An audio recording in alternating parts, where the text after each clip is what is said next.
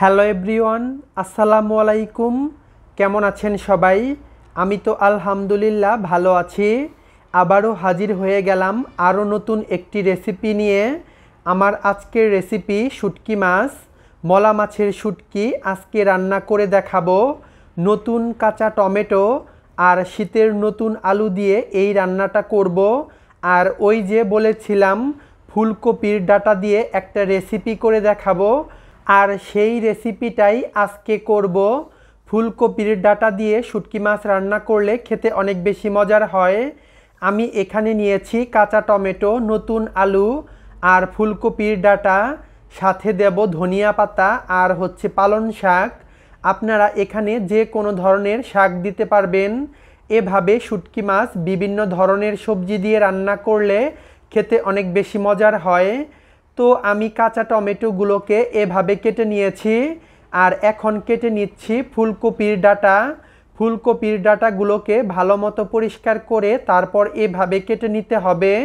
যেহেতু ফুলকপির ডাঁটা সেদ্ধ হতে সময় লাগে, তাই ছোট ছোট টুকরো করে কেটে নিলাম। ফুলকপির ডাঁটাগুলো কেটে নেওয়া হয়ে গেছে, আর ফুলকপির ডাঁটাগুলো কেটে নেওয়া হয়ে গেলে আমি কেটে নিচ্ছি আলু। আর যেহেতু নতুন আলু, তাই আলুর খোসাটা এভাবে আঁচড় দিলেই কিন্তু ছেড়ে যাবে। আর আলুগুলোকেও আমি এভাবে লম্বা লম্বা করে কেটে নিচ্ছি। এই তো আমি এরকমভাবে আলু কেটে নিলাম, আর একে একে সবগুলো আলু আমি সেমভাবে কেটে নিয়েছি। এখন কেটে নিচ্ছি পালং শাক, আর এখানে পুঁই শাক, আলুর শাক এবং লাউয়ের শাক থেকে শুরু করে যে কোনো শাক দিয়ে এই শুটকিটা রান্না করতে পারবেন। আবার চাইলে কাঁচা টমেটো, ফুলকপির ডাঁটা এবং আলু দিয়েও করতে পারেন।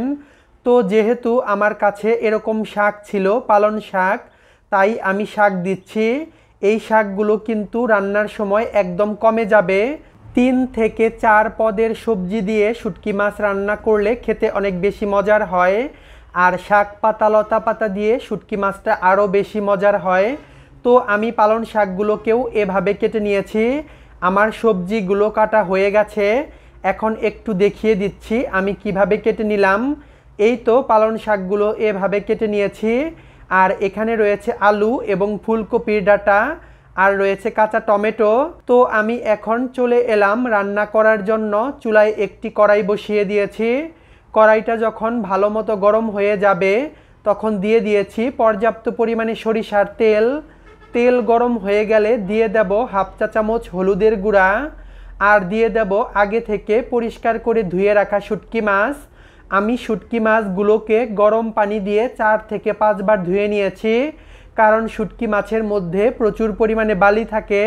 শুটকি মাছ ভালো মতো ধুয়ে নেওয়া এটা অনেক বেশি ইম্পর্ট্যান্ট। শুটকি মাছগুলোকে এবার তেলের সাথে ভালো মতো ভেজে নেব। জাস্ট 4 থেকে 5 মিনিট ভেজে নেব। শুটকি মাছগুলো ভাজা হয়ে গেলে আমি তুলে নিচ্ছি, আর শুটকি মাছগুলোকে তুলে একটি সাইডে রেখে দেব ঠান্ডা হওয়ার জন্য। আর এদিকে একই প্যানের মধ্যে দিয়ে দিচ্ছি পেঁয়াজ কুচি। এ পর্যায়ে পেঁয়াজগুলোকে একটু ভেজে নেব যতক্ষণ না পর্যন্ত পেঁয়াজের কালারটা চেঞ্জ হয়ে আসে।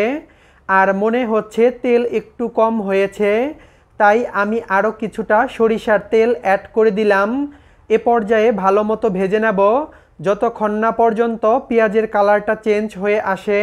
পেঁয়াজের কালারটা যখন চেঞ্জ হয়ে এরকম বাদামি হয়ে যাবে, তখন দিয়ে দেব রসুন বাটা, মরিচের গুঁড়া, হলুদের গুঁড়া, ধনিয়া এবং জিরা গুঁড়া, আরও রয়েছে স্বাদমতো লবণ।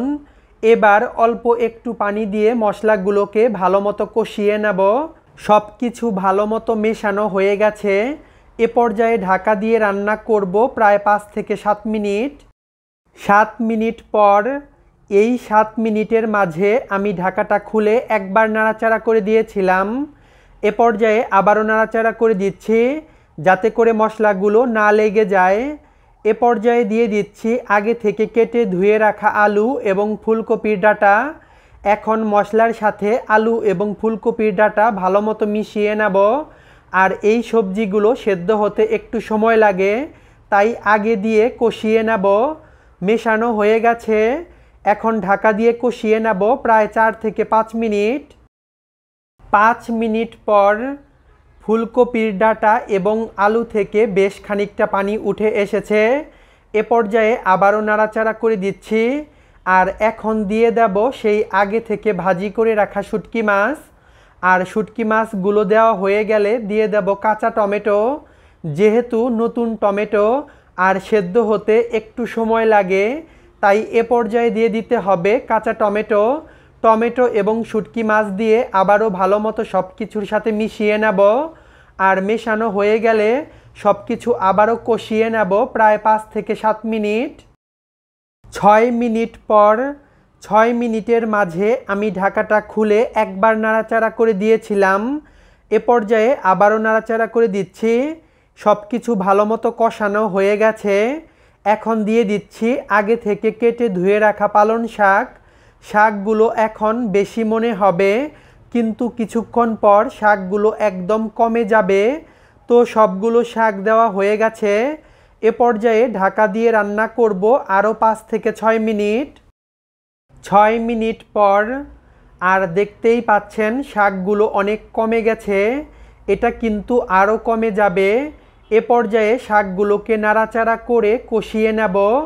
আর উপরের শাকগুলো নিচে এবং নিচের আলু এবং ডাঁটাগুলোকে উপরে দিয়ে দিচ্ছি। তার মানে ভালো মতো নাড়াচাড়া করে মিশিয়ে নিচ্ছি।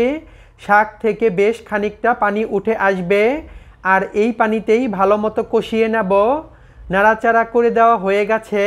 এখন ঢাকা দিয়ে রান্না করব আরও 2 থেকে 3 মিনিট। 3 মিনিট পর শাকগুলো এখন একদম কমে গেছে আর বেশ খানিকটা পানি উঠে এসেছে। এখন দিয়ে দিলাম ঝোলের পানি।